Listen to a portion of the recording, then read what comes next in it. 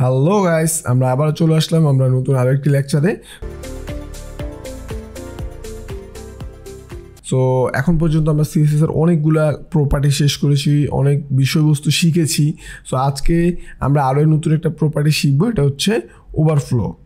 ওকে, so আমরা এই যে ওভারফ্লো বিষয়টা আমরা দেখেছি, অনেক সময় আমরা দেখেছি। সো এই যে সেকশনটাতে আমরা এখন কি করেছি, আমরা এখন এই সেকশনটাতে ওভারফ্লো ইউজ করেছিলাম আগেই। সো এই প্রপার্টিটা সম্পর্কে আমরা আরও একবার জানবো।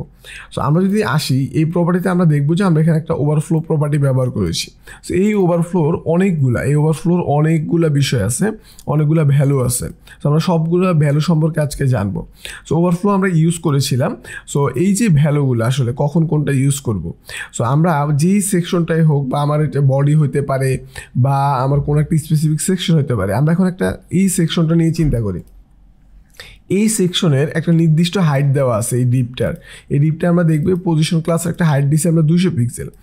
যখনই 200 পিক্সেলের বেশি কন্টেন্ট হচ্ছে, আমরা যখন ওভারফ্লো না দিব, আসলে কোনো ভ্যালু আমরা ইউজ করব না। ডিফল্ট এটার একটা ভ্যালু, আমরা ভিজিবল একটা ভ্যালু থাকে।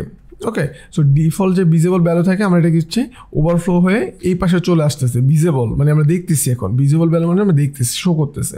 সো এই ভ্যালুটা থাকার কারণে সে কী করতেছে, আমার ডিবের যে হাইট তার থেকে বেশি কন্টেন্ট হওয়াতে ডিবের বাইরে চলে আসতেছে। ওকে, সো আমরা যদি এখানে একটা ভ্যালু আছে আমাদের হিডেন ইউজ করি, তখন আমরা যতগুলো ভ্যালু আসলে আমার ডিবের বাইরে যাবে তারা হাইড হয়ে যাবে, তাদেরকে আমরা দেখতে পাবো না। যতটুকু আমার ডিবের মধ্যে আসে, ওই হাইটের মধ্যে আসে, ওইগুলোই দেখতে পারবো, এর বাইরেগুলো দেখতে পারবো না। ওকে, বাট ভিজিবল ভ্যালুটা দিলে আমরা কি হবে, ওই যে আমাদের কি থাকবে, যতগুলা ভ্যালু আছে আমরা সবগুলোই দেখতে পারবো। আমরা এখন রিলোড দিই, সবগুলো ভ্যালুই দেখতেছি। ওকে, ভালো কথা। এখন এর আরও একটি ভ্যালু আছে কি, ওভারফ্লো কি আছে, স্কল। সো এই স্কলটা যদি আমি দিই, তাহলে আসলে কি ঘটবে, এই স্কলটা দিলে আমার যে কাজটা হবে, একটা স্কল বার তৈরি হয়ে যাবে। এই যে একটা স্কল বার আমরা দেখতেছি। ওকে, একটা স্কল বার এখানে তৈরি হয়ে গেছে, তখন আমি স্কল করে ভ্যালুগুলা দেখতে পাবো।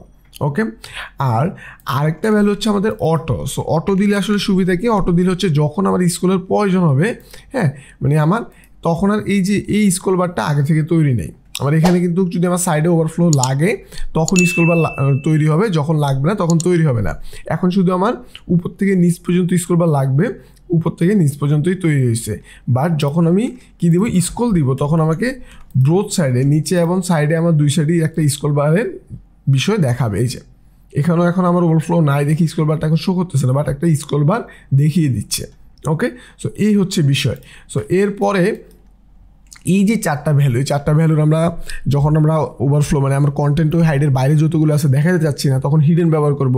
যখন দেখাতে যাচ্ছি, হ্যাঁ, ভিজিবল অবশ্যই ব্যবহার করবো না। ভিজিবল ব্যবহার করলে যদি আমার কোনো ভিজিবল আমি ব্যবহার করতে পারি যখন কোনো আমার বর্ডার থাকবে না, কারণ তখন বোঝা যাবে যে আসলে এটার বাইরে, তখন কিন্তু জিনিসটা খারাপ দেওয়া যাবে। যদি আমরা এখানে ভিজিবলটা এখনই ইউজ করি, তখন কিন্তু আমাদের ডিজাইনের এই সেকশনটা খারাপ দেখা যাচ্ছে, যে এই আমার বর্ডারটা হচ্ছে এইখানে, কিন্তু আমার লেখাগুলো এর পরে চলে গেছে। ওকে, তখন কিন্তু খারাপ দেখা যাচ্ছে। সো এরকম না থাকলে আমরা চাইলে ভিজিবল ইউজ করতে পারি। আবার আমরা বেশিরভাগ ভিজিবল ইউজ করবো না, আমরা হয়তো বা আমরা কন্টেন্ট না দেখাতে চাইলে ইউজ করবো হিডেন। কোনো একটা কন্ডিশন ওয়াইজ মোবাইল ডিভাইসে দেখাবে বা দেখাবে না, তখন আমরা ইউজ করবো হিডেন। আর যদি আমরা স্ক্রল করে দেখাতে চাই, তো অবশ্যই অটো ইউজ করবো।